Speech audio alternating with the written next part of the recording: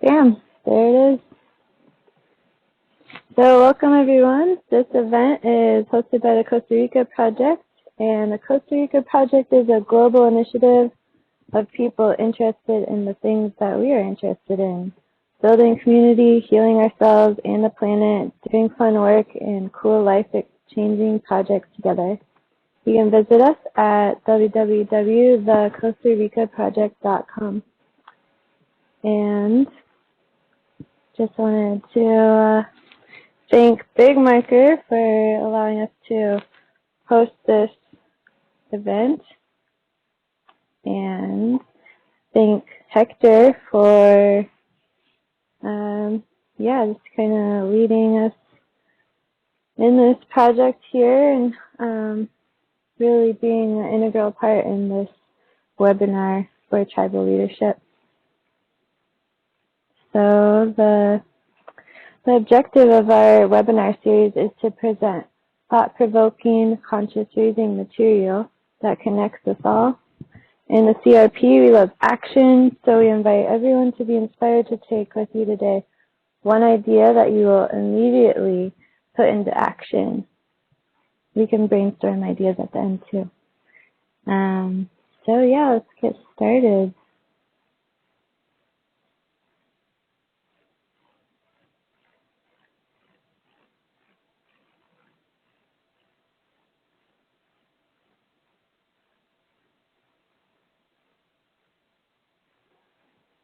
Hector, are you there? I had my mic muted. Huh. Okay. I was like, oh, was I cut out here? Okay, awesome. Well, we've covered quite a bit in the past 3 seminars, and that has given us quite a bit to talk about. And we called it introductory because it was giving us an overview of what was going on our intent to create this tribe. And I say intent is because it's in the process. Even though it is in the process, we're already experiencing this tribal leadership lifestyle, this amazing oneness that we find in between us. And I know that we have had conversations in the past, Brittany and I, and we are so excited about the changes that we see in our personal lives, let alone in the tribe, as we move forward, right? Mm-hmm. Yeah, totally.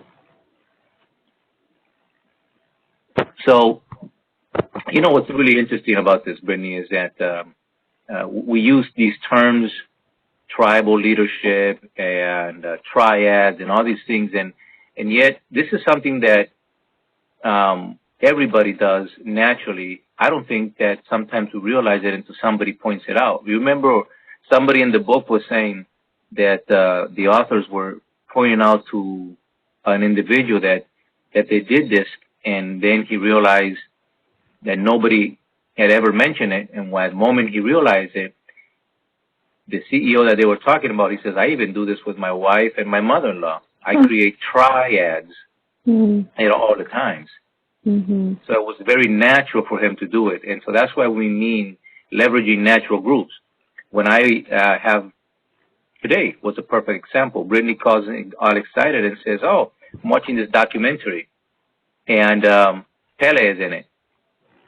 So because Pele is in it, and I'm like, oh, okay, we'll then share it. So we do this naturally. We start networking. We build connections. That's all what we do naturally. And all we're talking about is just putting a little bit of more science behind this relationship of leveraging natural groups to building thriving organizations. That means doing it with purpose versus just doing it accidentally. Yeah, totally. I feel like it's a good way to put it, because it can be kind of, a lot of people have been asking me like what exactly we're doing with the Costa Rica Project and the tribal leadership, and it's just a system that we can use, and I like that word leveraging, because It's like using a tool, like a lever is a tool that allows you to lift a lot more weight than you could by yourself. So true. You're absolutely right. I think it's one of the ancient Greeks that said, "Give me a leverage long enough, and I can, move the planet." That's a good one. I think it was Aristotle who said that. Um, and the point is of we're doing it with purpose, right? It's a system, like you said. It's an approach. We do this not haphazardly, not by accident, but with an intent to get somewhere, right? Which is to create that noble cause, where we, not just the creation of the words, but rather living it on a practical way. Totally. So the agenda for this web is our common tribal language. Again, what's really interesting, and for those of you who are familiar with horses, there isn't a brown horse among horse owners, and there isn't a blonde horse. Blonde and brown do not exist. Nor does the color red. In the horse world, they have different terminology for horses that are brown. They'll call them everything except brown. And it's kind of weird. They call them everything except blonde. And so each group has their own terminology, and so does a tribe have its own terminology, their own language. And tribal language is both part of creating a culture, but it's also identifier of the level of, I don't know, how would you say it? Level of understanding, the level of not so much commitment. I don't know. What do you call it? Yeah, coherence, maybe. Yeah, that's a really good word right there. Right on. Right, we're vibing our tribe together, right? Yeah, that's right. That's right. That is definitely part of our new language, right?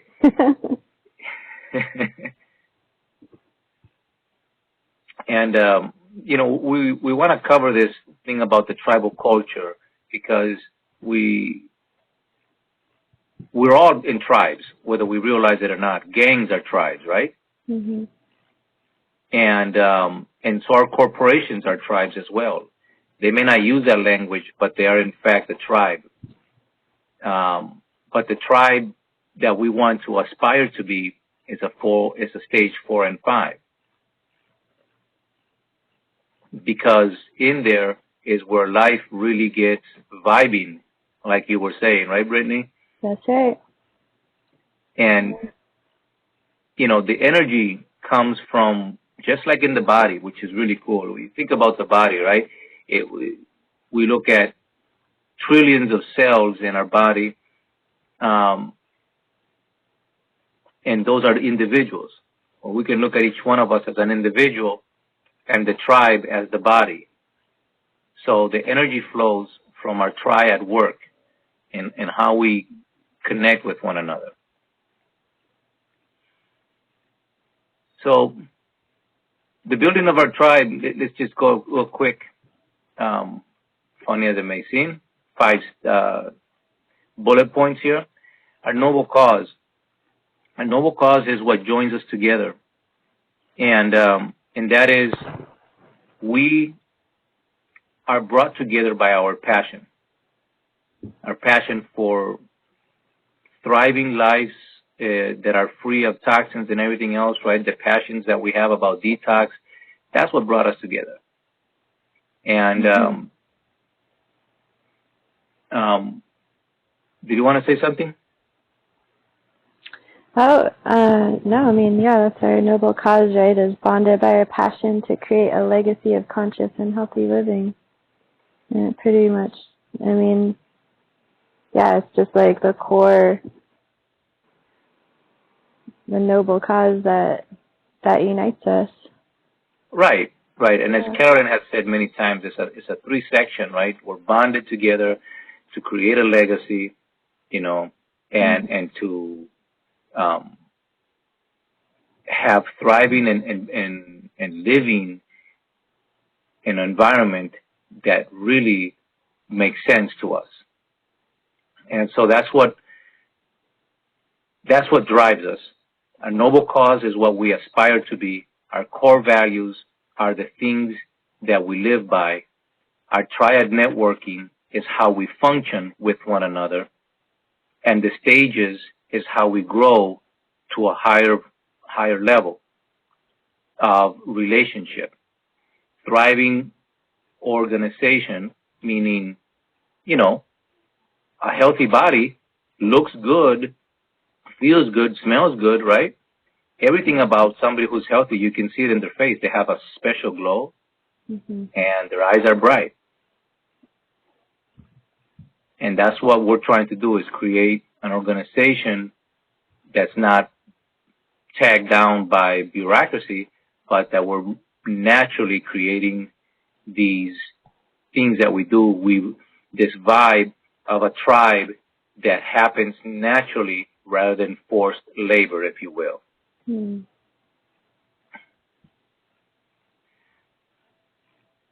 So you want to talk a little bit about this the cultural map of the 5 stages? Sure. So, yeah, a lot of the majority of people are at this stage 3. But what we mentioned before is we're really trying to leverage our tribe to really sit and settle into that stage 4 and 5 area where life is great and we're able to, just like be inspired by each other and create a lot more together. And it's more of a we type of outlook rather than an ego, I'm smarter, better than others, and I'm going to use that to leverage above them. It's kind of building relationships, I think. And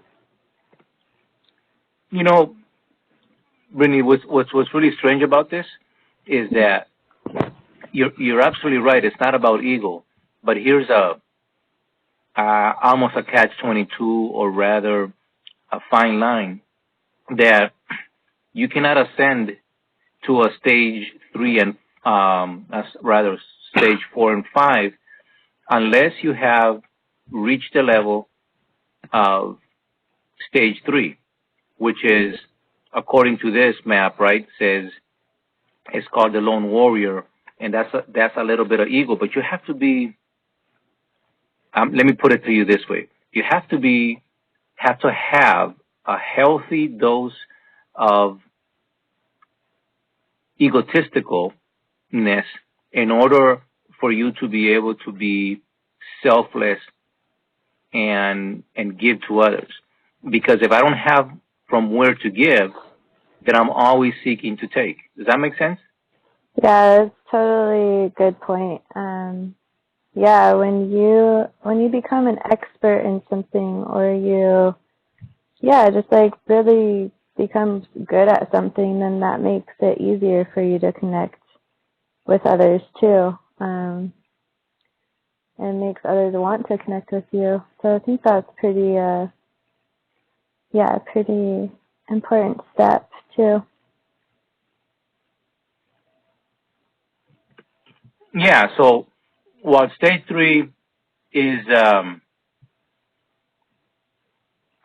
guess I would say that stage 3, I am great. It's kind of like when we look at the kidney and the adrenal relationship with the body. Until you address that issue, you really don't get any real healing, because that's the bridge for the rest of the body to function. And so is stage 3, the bridge to move forward. And so long as I'm stuck on stage 1 or 2, I will never attain 3. But I can't get to 4 and 5 from stage 2 or 1. Mm-hmm. And we were also talking about how, you know, the lower stages, they can serve as kind of a culture vampire, or even an individual like energetic vampire, kind of holding the whole tribe back from the vision that the tribe is working towards. And also how in stages 3 and 4, create an enemy, which reminded me of just kind of this perception or illusion of a duality, you know, when in actuality and truth, it's oneness, right? Right. Very good point. You know, both of them are. So, as some of you know, I have fostered 30 children in the past life. Um, and every time we added a new kid to the group, and by the way, I didn't foster 30 all at one time. The maximum I had was 9 kids at one time. But nevertheless, every time you add a new kid to the group, there was a shifting of everybody's position. And when one of the kids, regardless of how long they've been there, didn't want to participate in the mission that we were trying to accomplish as a family, then the whole group stopped. And that's what you mean by cultural, you know, by vampires, tribal vampires, is that if you have somebody that's at a stage and refuses to grow and they're part of the tribe really may want to continue to go forth, but it sucks the energy and they can't flow as easily and as wonderful as they could if that one individual would not be so self-centered and sucking the lifeline of the tribe, right? Yeah. And so I'm kind of interested because in the book it talks about too how our language really is a reflection on what stage we're at, you know, as individuals or as a tribe. So I'm curious to know if you noticed, you know, the language change between the children that you were fostering, if they moved up in different levels. Yes, and along with a language change came a very visible attitude change. Meaning, you know, sometimes you get people, or we would get kids that would say the right things, but their attitude wasn't congruent with their language. But there was a combination that when the language changed and the attitude was that of serving and being a part of the group for the sake of that, all of a sudden the energy also changed with that language and the attitude. It's so cool. And, you know, it's surprising that 3/4 of the population is going to be in a stage 3, 2, and 1. And I think, and I'm going to ask you, what do you think is the key to move a group from stage 3 to a stage 4? Maybe connecting on the value? I agree, you know, because how would you know my values if I don't expose myself in a very vulnerable way, right, to tell you what matters to me? If I hold that back, it's because I'm afraid that you're going to trample on them or whatever. But if I tell you, this is what's important to me, then I'm making myself vulnerable because now you have something emotionally that you could, you know, use against me. Well, that's stage 2 thinking. But at stage 3, I can tell you these are the things that are important to me. sharing it out of a place of oneness, out of a place of unity, and then you in turn will do the same thing now because we are speaking openly and sharing values. Now we can move to stage 4. That's what I think. Nice. Yeah, and Elaine says connection helps. And definitely. Right. And, real connections, that deep sense of connection that you got my back and I have your back, that we're not doing this to try and take advantage of each other. Oh, yeah. We all feel that now, for sure. Yeah. Yeah, and some good questions brought up were, are you willing to shift into a new mindset? And what matters to you? What are your core values? I think that's all. Yeah, it's just really important to get on. That's what really inspires us and drives us to do what we want to do together, anyways. So just reminding each other of those core values, and then we can develop a strategy from there. Right. And,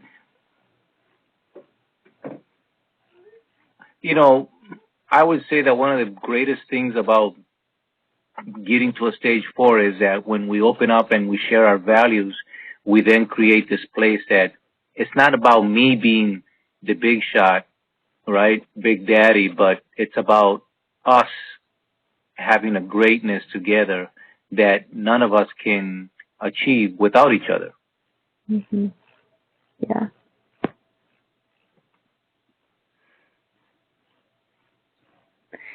So, how do we build our tribe? You want to address this? I think you've had some really recent experiences on building tribe relationships where you're at. You want to address that, or? Sure, yeah. I'll share a little bit. So, I live in a rebirthing community, which is a breathwork technique, and it's been kind of divided ever since I moved in. There's been someone who is really at that level 1 or 2 most of the time.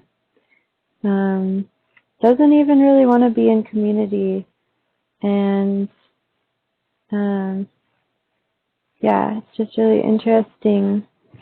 It's kind of like you were talking about earlier, Hector, about how the language, she'll say one thing, but her actions really don't show that she wants to actually do what she's saying. So there is some incoherence there, but recently I've introduced the tribal leadership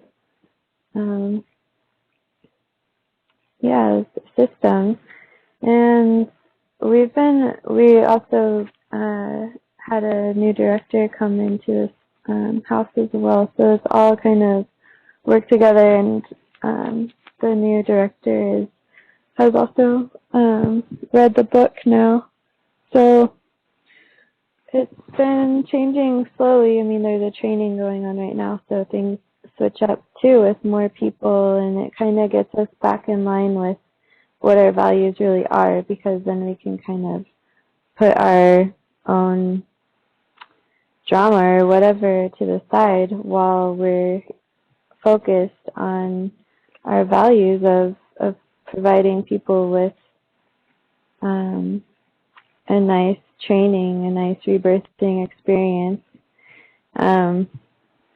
Ultimately, though, it doesn't disappear, when those trainees leave, then the same issues arise. So trying to figure out or understand how to move into the stage 3 or 4 even, would be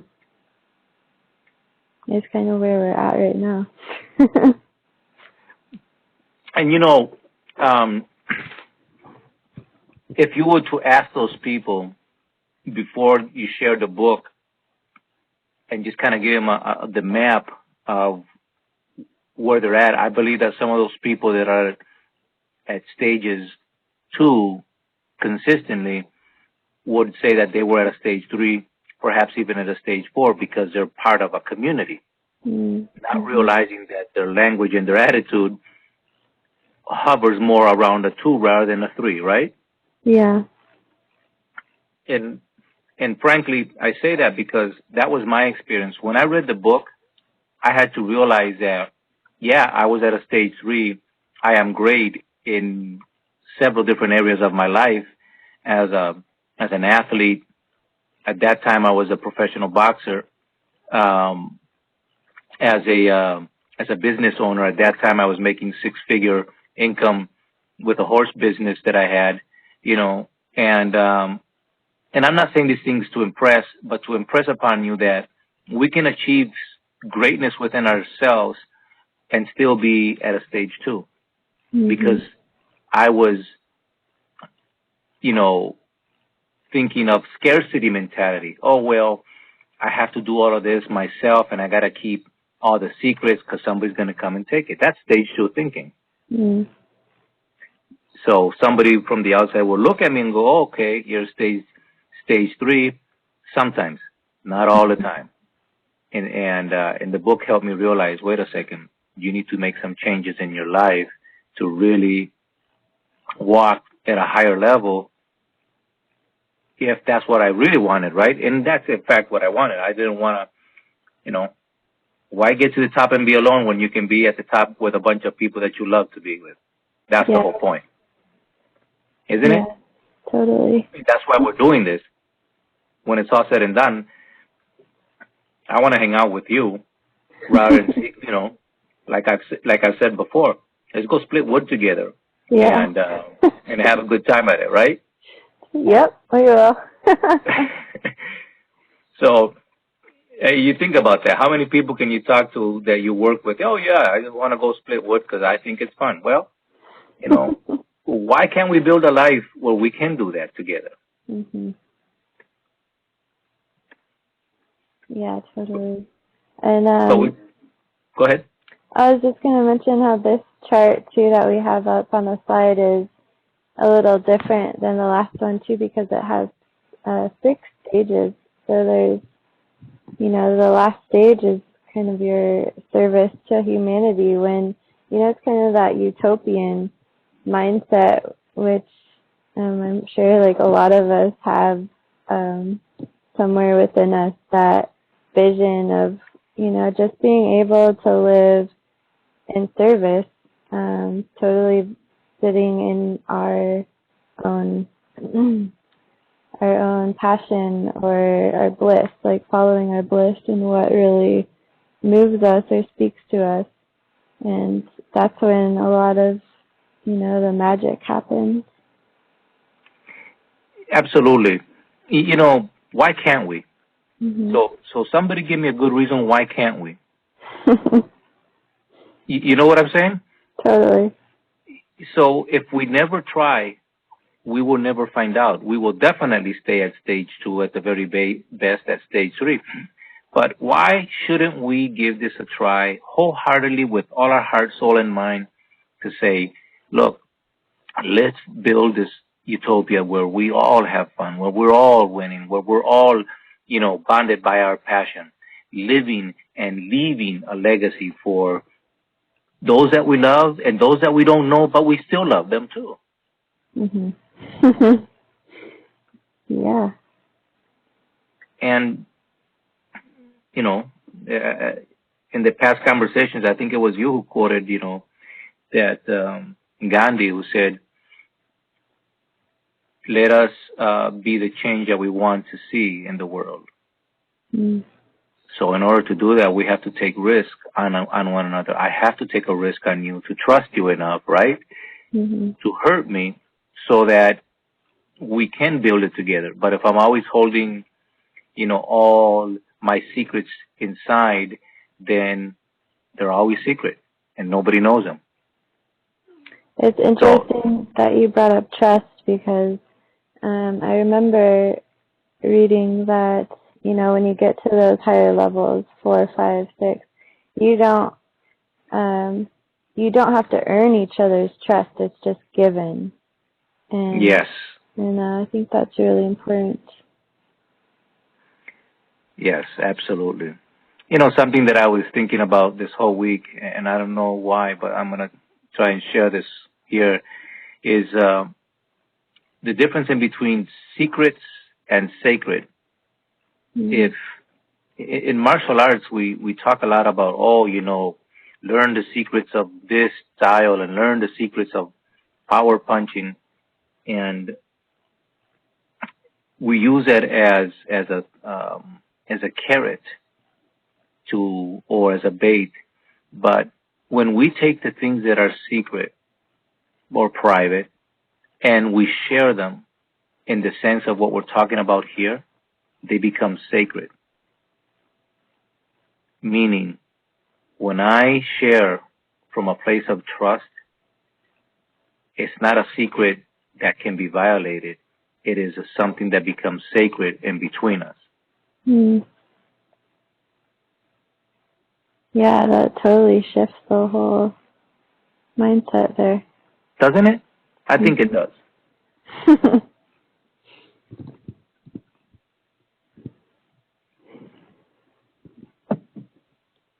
So, the whole culture of building the tribe, the whole culture is really one, not only one of trust and one of always improving ourselves. As you heard me say before, life is an acronym that stands living intentionally for excellence. And if we live that way every day, we are always upgrading ourselves, thus the culture of the tribe, reaching out further for the very purpose of leaving a legacy, for the very purpose of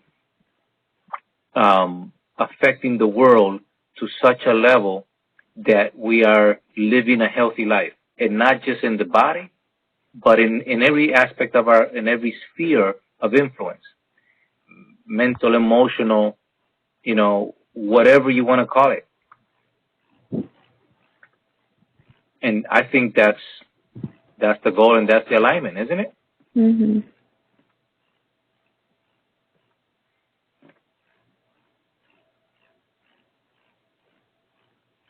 So, you want to cover this particular slide? Well, I would, and I also just wanted to mention that as Carolyn and I were talking, she brought up a good point, because we have building our tribe on the top of all these slides, and she's kind of having a little difficulty with even the terminology because our tribe's already built, and it's, I think the other two aspects, the upgrading tribe culture and reaching out farther from our current spheres of influence, that's what really excites me, is moving out beyond our spheres of influence. But yeah, we still have plenty of core work that we are doing, and it's just fun. I'm just really looking forward to being with my tribe, with my family.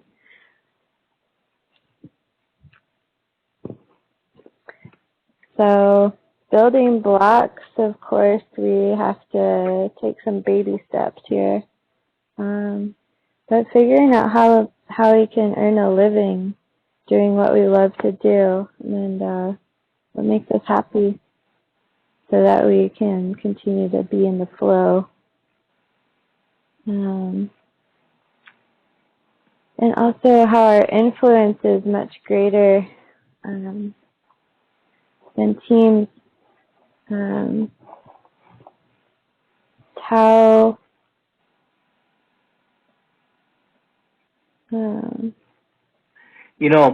let me say something about that. That good. Again, team. If some of you have heard this, Team stands for together, everybody achieves more. Hmm. Um, and while that's true, what lacks, the difference in between a team and a tribe is that a mob is a team with a purpose to do something, right? But the something is not very positive. So together, the mass achieves more, but they're not a tribe, and a tribe is far deeper because it leaves legacy, because it's committed to continue to have life. So here's the cool thing how I like to see this, or how I look at it. The influence greater than team, and we earn a living. All these components, we're talking about terminology to try and get to the point of this, that think of a tribe as an organism that produces life just like fruits do.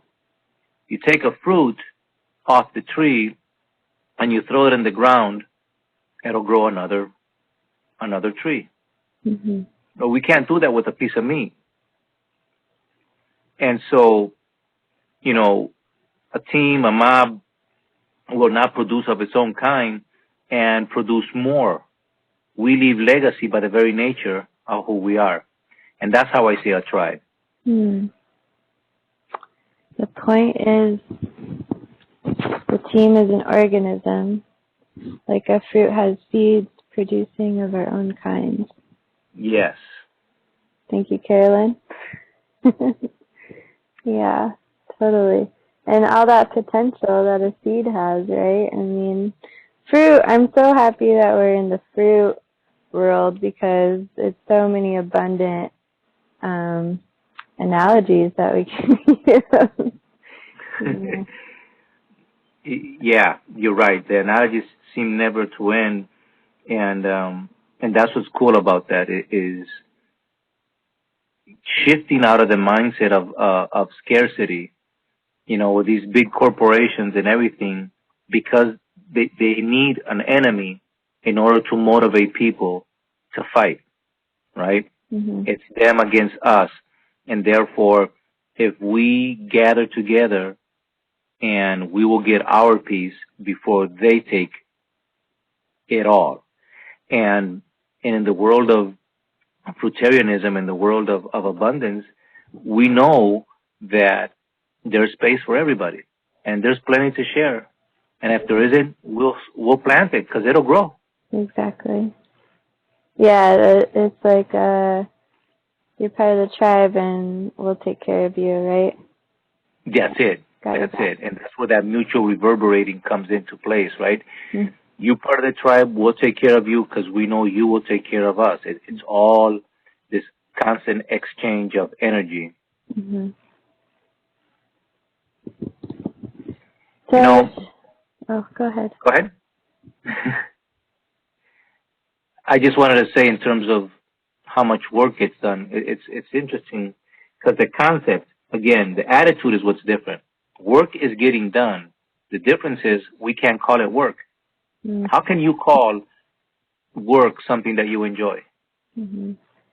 Right? It's no longer that labor. It's no longer that job that you have to do. It's something that you so enjoy that it has a totally different connotation. Totally. Very true. And then that definitely affects the quality of the work, too.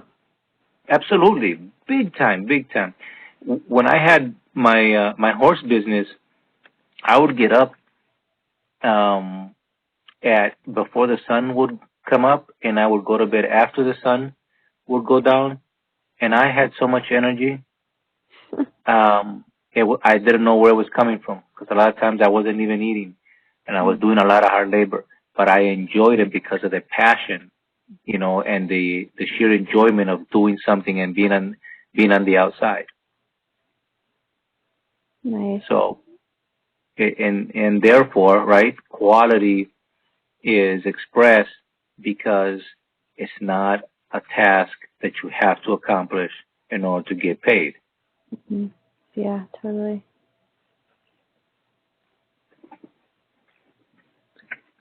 So, what we're trying to say is when we focus on, these words are I would say poor, because they don't quite meet what I think you and I have already experienced and are trying to share through this webinar, is that the focus is on ideas, or the focus is on the cause, the noble cause.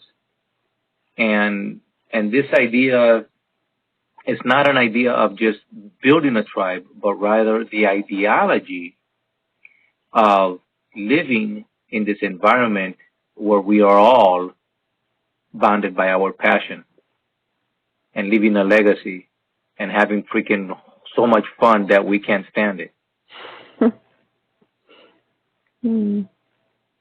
Yes.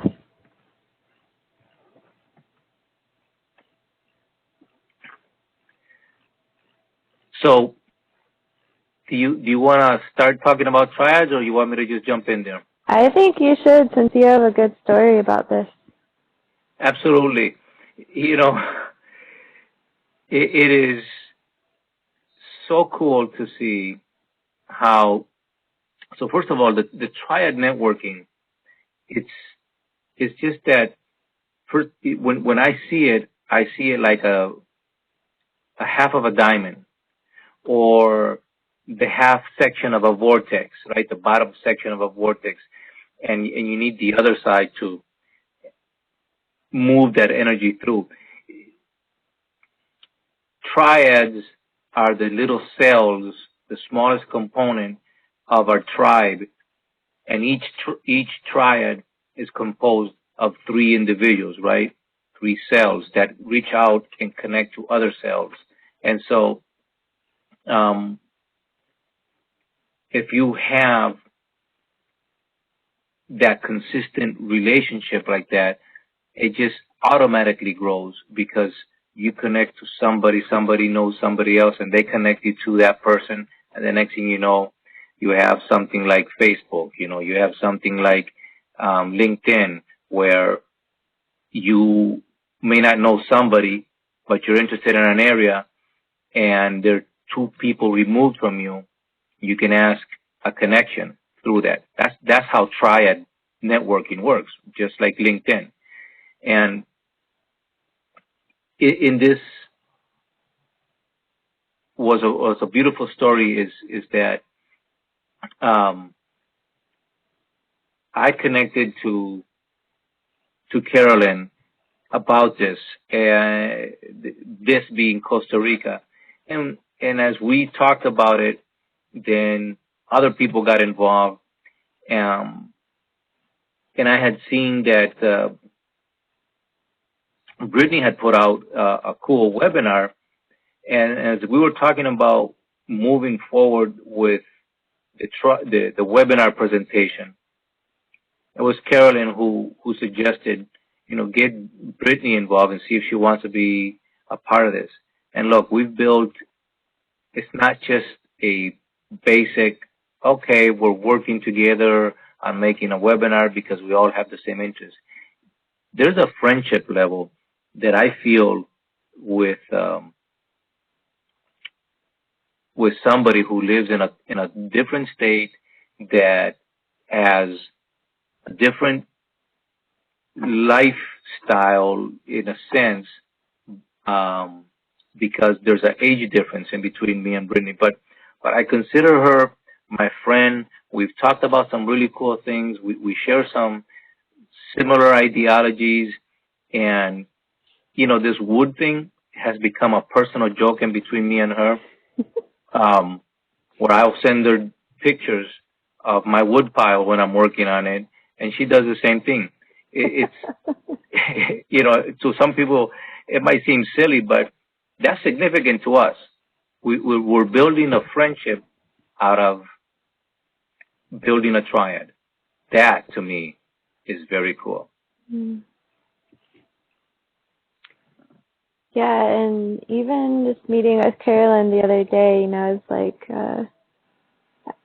I just was really looking forward to it because it was kind of a hectic morning, but I just knew that you know, even working on these slides, which might not sound like fun, but just being there with Carolyn, it was really nice, you know, and just like the energy that we have between us is really, well, we all experienced it down in Florida when we just fed each other, you know, we raise each other up, and yeah, so. Yeah, you're right. You're right. That's it. It's hard to put into words how cool it is to have those mini experiences over and over and over, right? When we're working on something like you're talking about, you and Carolyn working on that, and you were both having this great conversation, um, and there was this super cool energy flowing between you two. Uh, Being able to experience that, that's what we're trying to do, right? We're trying to recreate it, not just by accident, but truly recreate it in such a way as it's organized and it's consistent. Matthew wants to say something. Let's give him. Oh, he says, "Oops, you don't want to say something?" Okay. Not yet. All right. Not Hopefully yet. later. We will be Ah. having a Q&A in a little bit here. So hopefully you will have some questions. Yeah. Do you Let's want to talk about some the opportunities to Triad that we have currently and will have in the future? Yes. So, I mean, right now we have some triads going on retreats or a healing and wellness center. We're also wanting to work on our referral directory. There's a summit that you were talking about possibly doing at the end of this year, like in November. Is that right? Absolutely. Yeah, there's a lot of infrastructure possibilities, and also just tons of presentations and marketing. I mean, the sky's the limit, really. I mean, we're just naming things right now. It's like find your bliss. Where do you wanna contribute? This is our call for action right here. You know, if you feel inspired to, you know, want to contribute and connect with people in a triad. Also, another thing I really liked that Carolyn said the other day is she was feeling a little maybe overwhelmed with all the work, but then she's looking at it and just what we've all created in the last few months, you know, with our joint Costa Rica project Google account. We have the Google Drive, and you can just see all the folders and how everything's organized, and started working on all these projects. And it's really inspiring that we can do all this work, you know, together, and it's fun. Yeah. And I would say that we're not looking for people to ask permission. We're looking for people to communicate and say, I would like to do this, right? Like you said, the sky's the limit. You know, would this help? And jump in and let's start building the network that we need to in order to make that thing happen. Because if it fires you up, that's what we want to do. I like that. It's an affirmation we have in the house that I live. Is I no longer need to ask permission for the things I know need to be done or want to do, and by no means is there any permission seeking here, but just to say that there is some structure. And so, you know, I mean, Marco's been really working really hard on organizing things. So, I mean, just to like help each other out, you know, we can get straight on some of the protocols or structures that we're using or the languages that we're using, but to not let that limit you in what you want to do. Right. Absolutely. And build our website for sure, even though it looks pretty nice as well. What was that? Carolyn said, and build our website. And yeah, there's just a lot of areas that we can all contribute. Marco is doing this. He's done a really great job with it too. Yeah, he is. Yes, he is.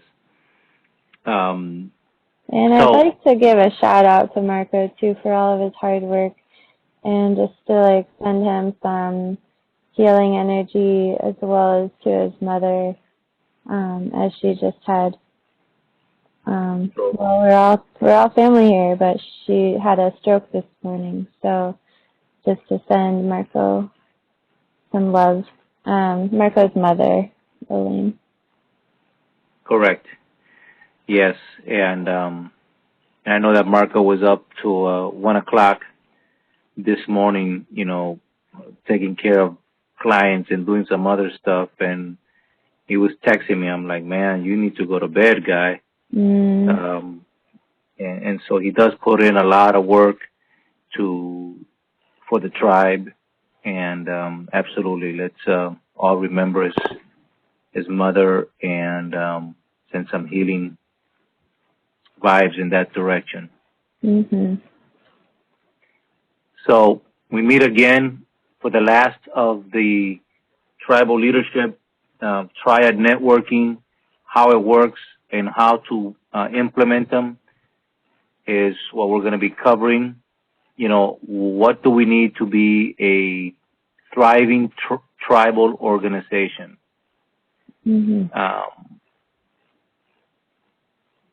So at this point, I think, Brittany, unless you have anything else to say, shall we open it up for discussion?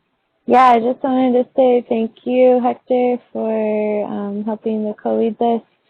And if you have more questions, to just check out the CostaRicaProject.com. And yeah, let's move into some questions. I'll try to figure out how to unmute the microphone. All right, let me give that a try here. I think I did it. Attendees, mic is enabled, so everybody should be able to talk. Hopefully not at the same time. Thanks, Elaine.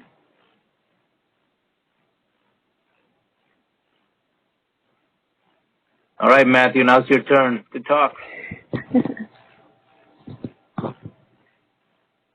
Kids are playing video games. Hey, Brian, you have anything to say?